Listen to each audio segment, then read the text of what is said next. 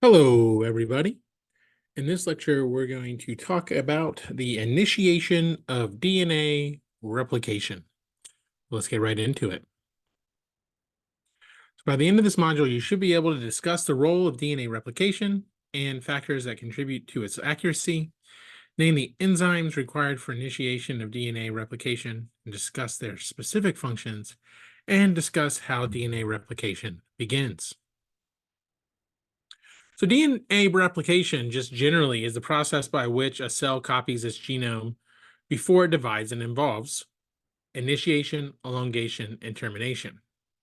So initiation is the unwinding of the original DNA and getting all the new enzymes on there.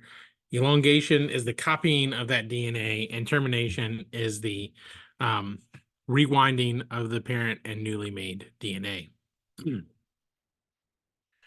DNA is very fast and very accurate. You get relatively few mutations. An example of this is in E. coli, where you can copy about 500 nucleotides per second. And it makes about one error every 10 to 100 billion base pairs. So it very rarely makes mistakes.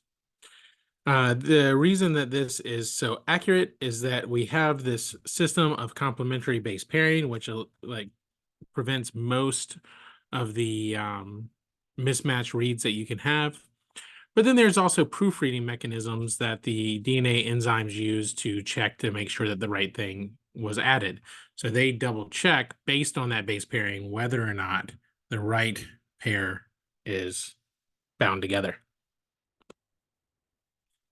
Now, there are a bunch of enzymes. We're going to talk about them more or less together, and the you're going to need to know all of these, but the important part here is if you understand what each enzyme does, it'll be very easy for you to put the pieces of the puzzle together for how they all work together, because the really important part is how does it all work together.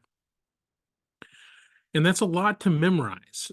So what I would focus on is thinking about how they function independently, and then how would they have to go together for them to function together. So DNA replication begins at the origin of replication. In prokaryotes, there's just one origin. In eukaryotes, there are multiple origins.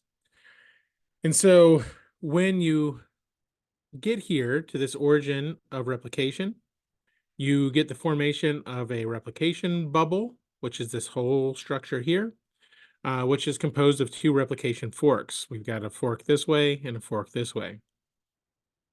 Eventually, those forks are going to meet, and they're going to release your double-stranded circular chromosome in bacteria. So they're going to go around the circle, and they're going to come back together at some point. So at the start of replication, you get the assembly of what's known as the replisome, which is several enzymes together. And this includes both helicase and primase. And they're going to bind at that origin of replication. And so here we can kind of see this replication fork. This is a eukaryotic fork. This is a bacterial fork. The differences here I'm not super worried about. But what you'll see is that you have helicase, which is going to be at the fork, and then you're going to have primase, which is also going to be at the fork. Here we have some primase right here. So helicase does the unwinding, or I like to call it unzipping of the DNA by breaking the hydrogen bonds between those bases. So you can see it kind of coming through here, and it's actually, cutting through those hydrogen bonds between those base pairs. Now, primase, on the other hand, lays down an RNA primer to initiate replication. And so primase comes in, and it's going to add an RNA primer here. Now, the reason that is that primase can add bases without having an OH group, but DNA polymerase cannot. So the only way that DNA polymerase works is that you have to have a nucleotide here with an OH free to bind the new nucleotide to, right? However, this first nucleotide needs to be laid down. There's no way to do that with DNA polymerase. However, primase, which is a type of RNA polymerase, is able to add a base pair or pair your bases without having an OH group to start with. And so it lays down a short RNA primer, was what it's called, which allows the DNA to attach to the OH of that RNA primer. Now, I mentioned in a previous lecture that DNA and RNA really want to base pair. They want to have the bases bind together. And so when you separate them, you have to be able to hold them apart. And you hold them apart using these proteins called single-strand DNA binding proteins. And they're going to bind along the empty DNA strand to keep it from floating back to its complementary base and rebinding. And we also need something called DNA gyrase. It's a type of topoisomerase. And these topoisomerases are going to relieve what's called supercoiling. And so they help the DNA relax.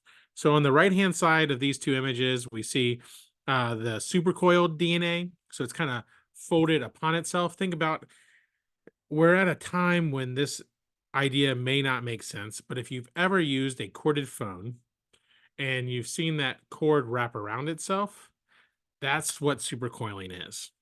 Now, if you have a good example of something that your generation sees and has used that involves a coil, a cord going around itself, let me know, because I'll use that example. But the best example I have is a phone cord. And you may have never seen a phone cord in your life. Hopefully that makes some sense though. And so you get this folding over, and this is called supercoiling. Gyrase actually introduces some nicks in the DNA and allows you to relieve some of this supercoil stress and allows it to relax into a state like this. And so in review, you have gyrase, which is going to go and help relieve that that stress. DNA helicase is going to unzip or unwind the DNA. And then your primase is going to add primers starting at the origin of replication. And replication, or the DNA, is going to be held apart from each other with these single-stranded DNA binding proteins until they are replicated. When they're double-stranded, they won't bind back together to the old strand. And this is going to continue throughout the entire replication process until you have 2 new strands of DNA.